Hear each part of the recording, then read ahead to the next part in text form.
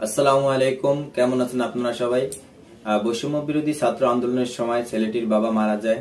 কিছু কিছু বাবার এমন স্বপ্ন থাকে যে ছেলে পূরণ করার আগেই বাবা দুনিয়া থেকে চলে যায়। তো আপনারা ভিডিওটি স্কিপ না করে সম্পূর্ণ ভিডিওটি দেখবেন। চলুন। স্বপ্ন ছিল সে হাফেজ হবে, বড় হবে, ওর বাবা জানাজা পড়াবে। তার দুঃখের জায়গাটা হলো সে হয়তো স্পষ্ট করে বলতে পেরেছে কিনা। সে বলছে যে আমি আমার বাবার জানাজা পড়াতে পারিনি, এই দুঃখটা আমার রয়ে গেল। কারণ আমি ছোট মানুষ, আমি বড় হব, বাবা বড় হওয়ার পরে মারা যাবেন, জানাজা পড়াবো, সে সুযোগটা আমার হয়নি। কি নাম তোমার একটু বলবে, তোমার আব্বু কোথায় মারা গেছে, এবং এ বিষয়ে তোমার যে কষ্টের কথা তুমি একটু বলো তোমার আঙ্কেলদের। আসসালামু আলাইকুম ওয়া রাহমাতুল্লাহি ওয়া বারাকাতুহু। আমি মরহুম বকুল মিয়ার ছেলে। আমার বাবা ঢাকা রিক্সা চালাতেন।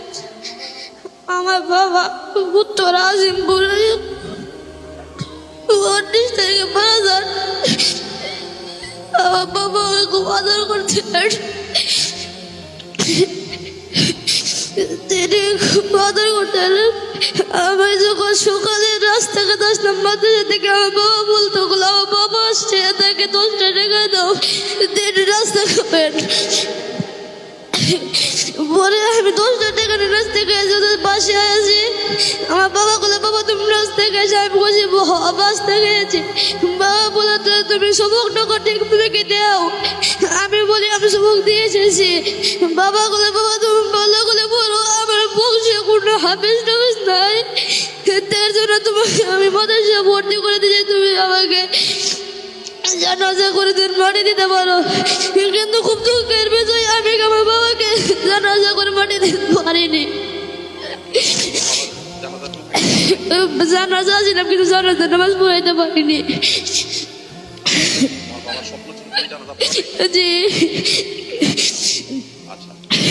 বলে দেই আঙ্কেলদেরকে, ওর বাবার স্বপ্ন ছিল সে হাফেজ হবে, বড় হবে, ওর বাবা জানাজা পড়াবে। তার দুঃখের জায়গাটা হলো সে হয়তো স্পষ্ট করে বলতে পেরেছে কিনা। সে বলছে যে আমি আমার বাবার জানাজা পড়াতে পারিনি, এই দুঃখটা আমার রয়ে গেল। কারণ আমি ছোট মানুষ, আমি বড় হব, বাবা বড় হওয়ার পরে মারা যাবেন, জানাজা পড়াবো, সে সুযোগটা আমার হয়নি। তুমি কোন ক্লাসে পড়ো? হেফজো পড়ো? কয় পারা হেফজো করেছো? 2 বার। তোমার বাবার জন্য আমরা দোয়া করি এবং গোটা দেশের মানুষ দোয়া করছে। তোমার বাবার মৃত্যু গৌরবের মৃত্যু, ইনশাআল্লাহ তোমার বাবাকে আল্লাহ তাআলা জান্নাতুল ফেরদাউস নসিব করুন, আমরা দোয়া করছি। আর তোমার দুঃখ দূর হয়ে যাবে, মুসলমান হিসেবে আমরা বিশ্বাস করি। ইনশাআল্লাহ জান্নাতে তোমার বাবার সাথে আল্লাহ তাআলা তোমার সাক্ষাৎ করাবেন ইনশাআল্লাহ। আলহামদুলিল্লাহ। তুমি আর কিছু তো বলবে? জি না। ঠিক আছে।